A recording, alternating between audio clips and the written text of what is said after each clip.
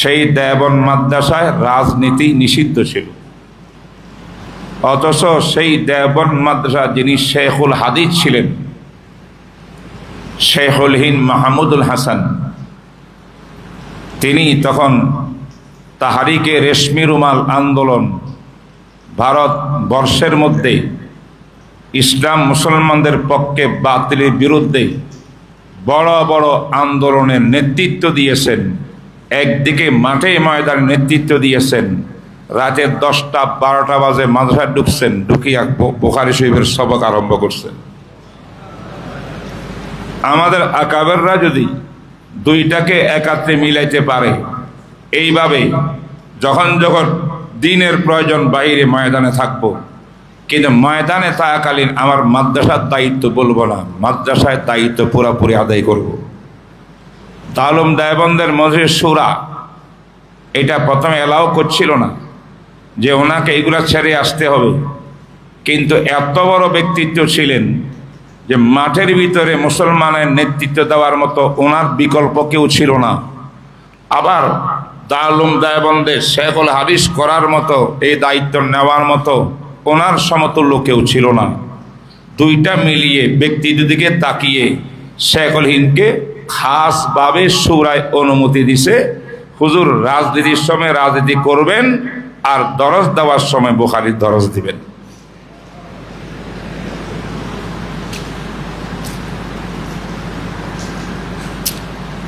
আমি আরো বলেছি দলিলের মধ্যে যে এই মাদ্রাসায় দাওয়াত ও তাবলীগের কাজ এবং খানেকাহি নিজাম, তাসাউফের কাজ, আত্মশুদ্ধির কাজ, এই দুইটা কাজ এই প্রতিষ্ঠানে চিরকাল দৃশ্যমান থাকবে। কি থাকবে? দৃশ্যমান থাকবে। এখানে লেভেল থাকবে, এটা তাবলীগের সাথে জড়িত।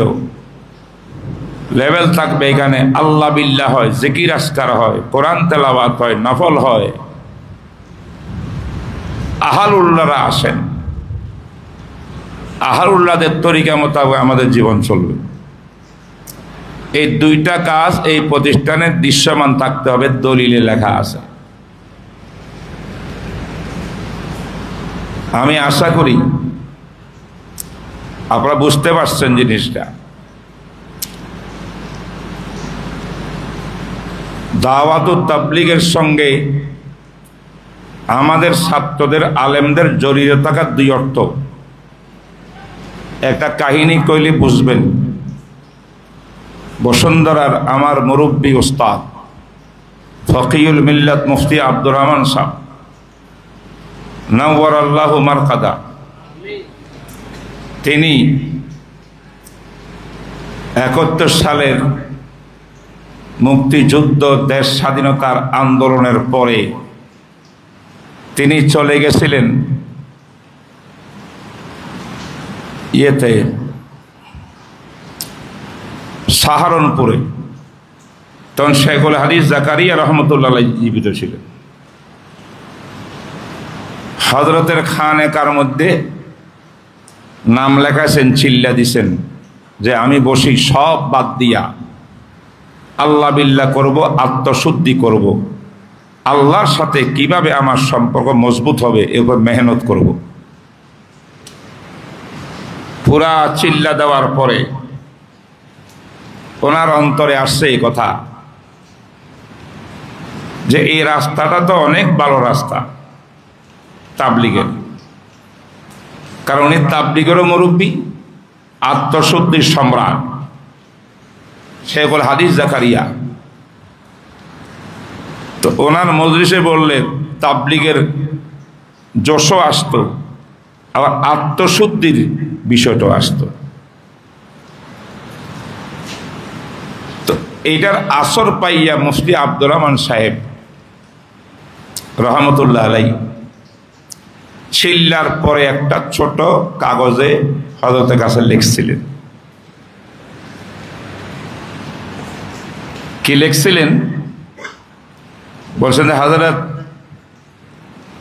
बंदा का ताल्लुक तो पूरी जिंदगी तालीम ও ताल्लुम से था। লেখাপড়ার ভিতরে আমার জীবন শেষ করছে, মাদ্রাসা परिचालना जीवन शेष कर। और आपको बखूबी मालूम है आजकल मदारिस के जिम्मेदारी अदा करने में क्या क्या मुश्किलात पेश आते हैं। माथा चालाते गিয়ে की समस्या की একতলাপ, হুজুরে হুজুরে একতলাপ, ছাত্রের সঙ্গে মোহতমের একতলাপ, ভিতরে ভিতরে বিদ্রোহ, এই সমস্যা এইগুলো ইঙ্গিত করছে না কেউ। সব কথা খুলি বলার দরকার নাই, মুরব্বীদের কাছে সব কথা খুলি বলার দরকার হয় না। लिहाजा मेरा दिल चाहता है मैं बाकी जिंदगी पूरा तबलीग में शामिल हो जाऊं, तालीम तदरीस के काम को मैं छोड़ दूं। चिरे तुमरा बुझो ना किसी कार कथा करतेছি এগুলা মাঝখানে ওয়াস্তা নাই। হুজুর কতবার যে বলছে আমাদেরকে सरासरी, जब मैं लिखसी तालीम को छोड़ दो, ताबलीग में वक्त लगा लो, पूरी जिंदगी लगा। मुफ्ती साहेब हुजूर मने करছিলেন हजरत शेख এই চিঠিটা পাইয়া আমাকে মোবারকবাদ দিবে। এই আলেমরা, উলামায়ে কেরাম, তোমরা উলামায়ে কেরাম, এক বছর পরে তোমরা বড় বড় হুজুর, এখানে ছোট কোনো বাচ্চা নেই।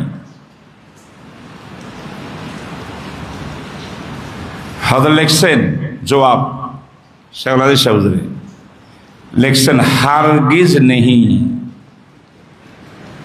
কি লিখছেন? কখনো হবে না, হারগিজ নেহি। পরে লিখছেন तालीम के साथ लगे रहो, तबलीग के साथ जोड़े रहो। बोलें बोलें की बोलছে মুখস্থ করো। শেখুল হাদিস জাকারিয়া সাহেবের লেখা এটা। তালিম মাদারিসের সঙ্গে লাগি থাকো, তাবলীগের সঙ্গে জড়ি থাকো। লাগনা জোড়না শব্দ দুইটা, আকাশ পাতাল ব্যবধান। কি মানে? আপনার আসল কাজ হবে তালিম ও তাআল্লুম। আপনি বহুত বড় আলেম, আপনার হাতে লক্ষ লক্ষ আলেম তৈরি হবে। একজন আলেম হাজার আবেদ থেকে উত্তম হবে, রসুলের হাদিস। আপনি ওইটাকে আসল কাজ বানাবেন। তাবলীগ কি করবেন? তাবলীগে জড়িয়ে থাকবেন, জড়িয়ে থাকবেন, জড়িয়ে থাকবেন। যখন যখন তাবলীগের দরকার আমি লাভবাহিক সঙ্গে আছি আপনাদের।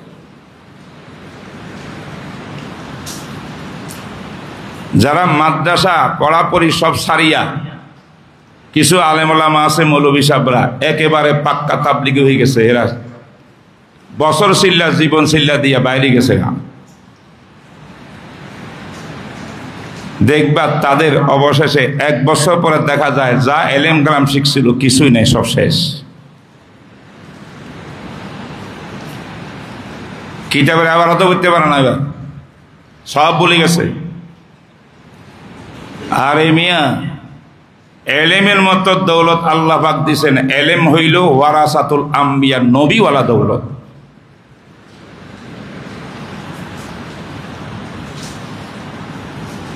এলেম কার দৌলত, কার বিরাসত, কার তরকা? আম্বিয়া কেরামের তরকা। এলেমের থেকে শানদার কোন গুণাবলী আল্লাহর দরবারে আর কিছুই নেই। তবে এলেম বলতে কি? এখন এলেম বললে তো আবার অনেক কিছু মানুষ বুঝে বসে থাকে, বা কি হলো এখানে?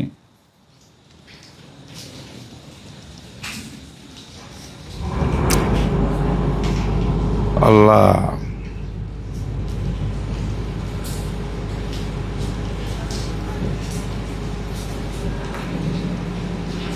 লা ইলাহা ইল্লাল্লাহ আস্তাগফিরুল্লাহ রাব্বি মিন কুল্লি যামবি ওয়া আতুবু ইলাইহি। ইস্তিগফার করো। কি বলছিলাম? এলেম নবীওয়ালা তরকা, ইন্নামা ওয়ারাসাহুল ইলম। রসুলের তরকা যে এলেম, এটা যেমন তেমন এলেম না, এটার আলাদা কতগুলো বৈশিষ্ট্য আছে, আছে না নাই?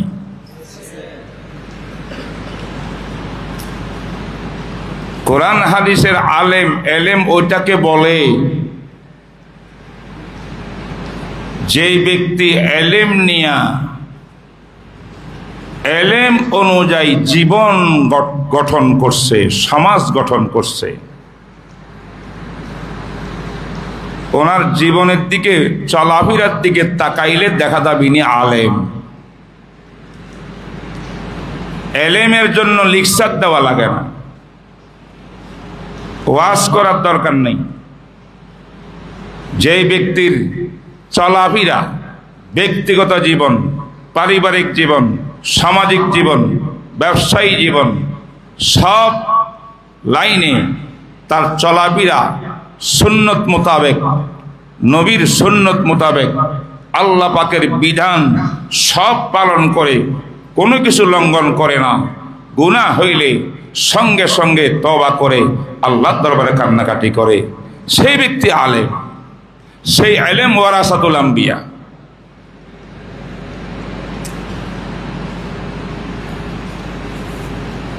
এই ইলমটা নবীওয়ালা ইলম, নবীর তরকা। যারা এই ইলম পাইছে, আমলওয়ালা ইলম, রুহানিয়তওয়ালা ইলম, আখলাকওয়ালা ইলম, এলেমে আলেমকে আমলওয়ালা বানাইছে, এলেমে আলেমকে আখলাকে নবুয়তওয়ালা বানাইছে, চরিত্রবান বানাইছে। যার চরিত্রের মধ্যে দাগ লাগাইবার কোনো সুযোগ নাই, তিনি সত্যিকারের আলেম। এই আলেম তৈয়ার করার জন্য দারুল উলুম দেওবন্দ প্রতিষ্ঠা হয়েছে।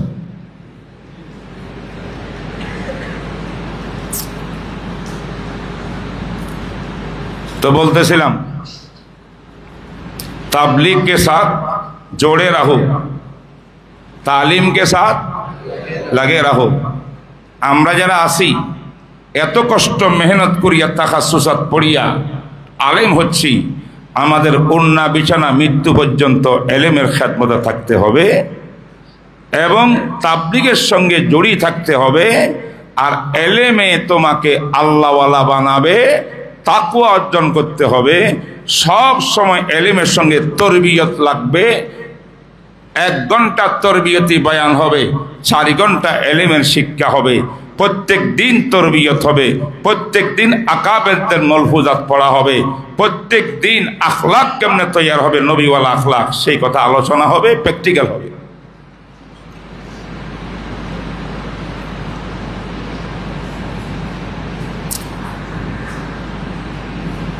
লুবাবুত তাবিল, এটা তাফসিরের কিতাবের নাম, যেটাকে তাফসিরে খাজেন বলা হয়। কি বলা হয়? তাফসিরে খাজেনে আছে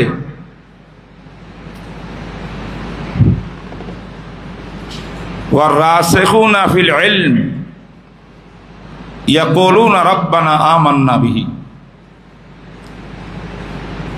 সত্যিকারের গভীর এলেমওয়ালা, যে এলেমওয়ালা নায়েবে নবী, আল্লাহর প্রাইভেট ভিআইপি জামাত, এর তাফসিরে লেখা আছে 4টা গুণ যার মধ্যে থাকবে সেই ব্যক্তিকে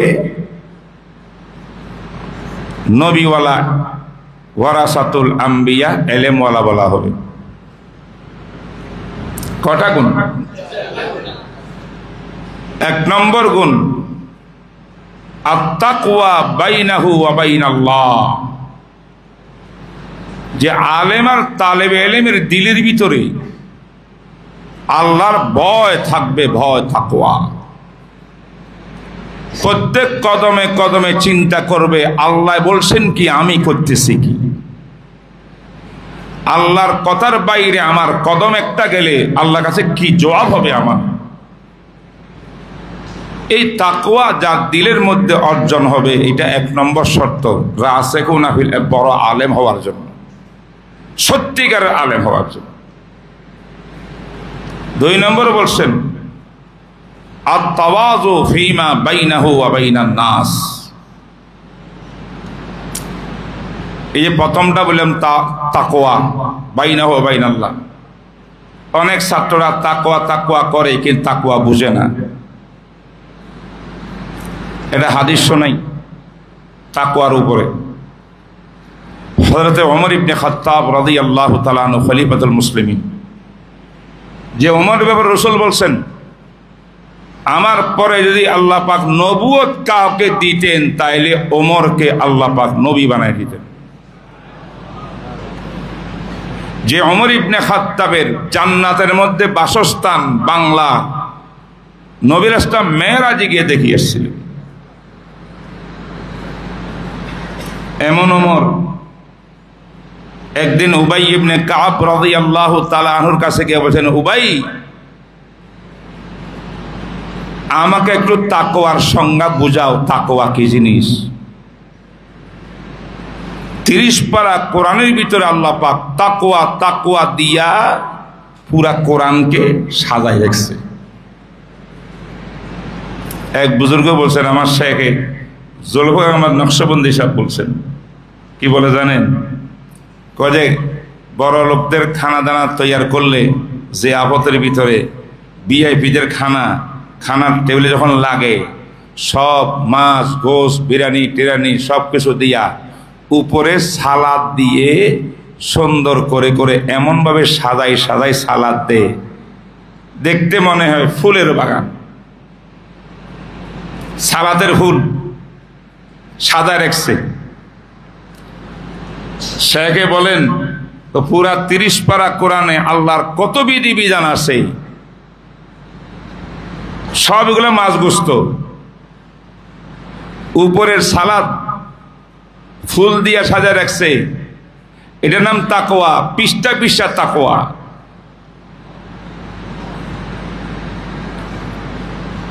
বলেন যে তাকওয়া কারে কয়, আমার একটু বুঝাই দেন। উবাই ইবনে কাব আকরাউহুম, উবাই ইবনে কাব কোরআনের বড় আলেম। উবাই ইবনে কাব বলেন, ওমর জীবনে কোনোদিন কোনো কাটা বনে যাওয়ার চলাফেরা করার কোনো সুযোগ আপনার হয়েছিল কিনা একটু মনে করে দেখেন তো। ওমর চুপ হয়ে গেছে, চিন্তা করতেছে।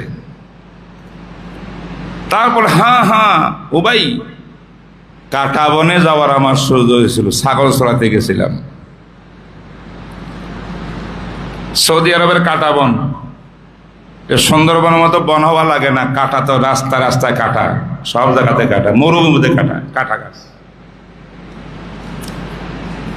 উবাই জিজ্ঞেস করছেন, ওমর বিশ্ব রোড দিয়া কেমনে হাঁটছেন? পরিষ্কার রাস্তা দিয়া। আর কাটা বন দিয়া যখন চলতেছিলেন তখন কেমনে চলছেন হাঁটছেন একটু বলেন। ওমর বলেন, কাটা বন দিয়া হাঁটবার আগে তাসাম্মারতু সিয়াবি, আমার কাপড় চোপড়কে সব গোটাই নিচে উপরের দিকে।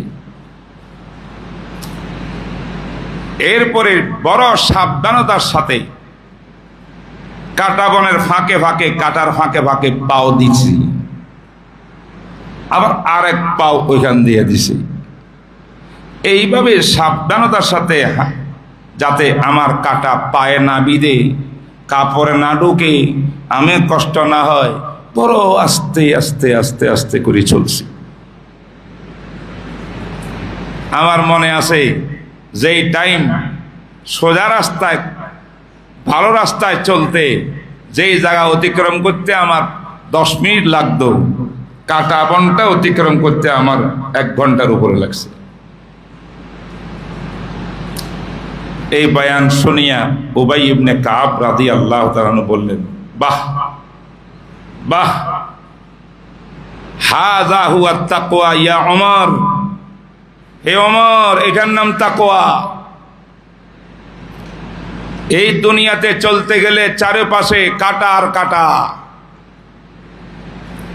আমরা তো টের পাই না, মাথা চার দেওয়ালের মধ্যে ঢুকে রয়েছি। যারা ব্যবসা বাণিজ্য করে, চাকরি বাকরি করে, দেশ পরিচালনা করে বা দেশের মধ্যে খেদমত করে, তাদেরকে জিজ্ঞাসা করেন কেমন কাটা। চেয়ারের মধ্যে বসিয়া হক হারার উপরে থাকতে চাইলে গদি চলে যায়, আর হারামের সঙ্গে হাত মিলাইলে গদি থাকে। এই হারাম গুনাহ সব কাটা। এই কাটা বন্দিয়া আল্লাহ পাক দুনিয়াকে সাজাইছে। এই কাটা বন্দিয়া এমন করে মুমিন চলতে হবে যাতে সাবধানতার সাথে দুনিয়ার মধ্যে গুনার মধ্যে চলবো, সুদের কারবারও চলবো, সব অবৈধ কাজের দুনিয়াতে চলবো। আমার গায়ের ভিতরে সুদের টাকাও আসবে না, গোশের টাকাও আসবে না, মিথ্যার মিশ্রণ হবে না। আমার পাও আমার জীবনটা হবে ক্লিন, পরিষ্কার। এই তাকওয়া আজকে আমরা অর্জন করা বড় সহজ। মেরে আজিজ তালেবে ইলম, আজকের এই মজলিস ইসলাহি মজলিস, তাকওয়ার মজলিস। কারণ আমরা তো গুনাহ করতে চাইলেও সুযোগ নেই। কি ভাই, সারাক্ষণ ক্লাস, নামাজ, খানা, ঘুম, আবার সবক, কোরআন তেলাওয়াত, নফল নামাজ, কই? তার আমরা যদি তাকওয়ার দৌলত এই নুরানি পরিবেশে থাকিয়া অর্জন করতে না পারি, কচ্ছিন কালেও বাহিরে গিয়া তাকওয়া অর্জন করা যাবে না। এটা তাকওয়া অর্জন করার সেন্টার মাদ্রাসা।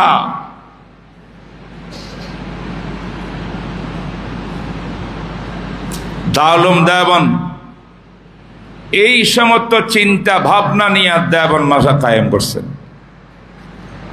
কথা অনেক লম্বা হয়ে যায়, এগুলো বলতে চাই না। অনেক দূরের লোকজন আসছেন, কষ্ট হবে আপনাদের।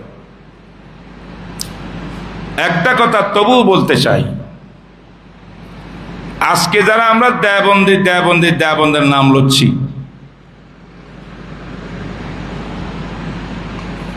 আমাদের তাসাখুস হয়ে গেছে দেওবন্দি সিল লাগাই রাখছি গায়ের মধ্যে। মাইক পাইলে স্টেজ ভিতরে দেওবন্দ নিয়ে চিল্লি, দেওবন্দের জন্য সবকিছু। মনে হয় মিজান সাহেব দেওবন্দের ধারক বাহক, দেওবন্দের জিম্মাদারি নিয়ে নিছে। যখন আপনি দেওবন্দিও চাইবেন, হযরত শাহ আতাউল্লাহ বুখারী রহমতুল্লাহ বলছিলেন, तुम जानते हो उलमाए देवबंद क्या होते हैं? এই দুনিয়ার মানুষ, উলামায়ে দেওবন্দের পরিচয় জানতে চাও? আমি শাহ আতাউল্লাহ বলছি, শোনো, ये सहाबा के साथ चल रहे थे, चलते चलते चलते चलते थोड़ा सा पीछे रह गए। উলামায়ে দেওবন্দ সাহাবার জামাত। সাহাবাদেরকে আল্লাহ পাক নির্বাচন করেছিলেন রাসূলুল্লাহ সাল্লাল্লাহু আলাইহি ওয়াসাল্লামের ছাত্র হওয়ার জন্য। এত জিকিরের দরকার রাসূলের যুগে হয় নাই। কোন পীরের দরবারে চিল্লা দেওয়ার দরকার হয় নাই। এত মুজাহাদার দরকার হয় নাই। এমন পবিত্র কলবের মালিক তারা, আল্লাহর নবী রহমতের নজর সাহাবার দিকে ফেললে তার জীবন পরিবর্তন হয়ে গেছে, আল্লাহওয়ালা হয়ে গেছে।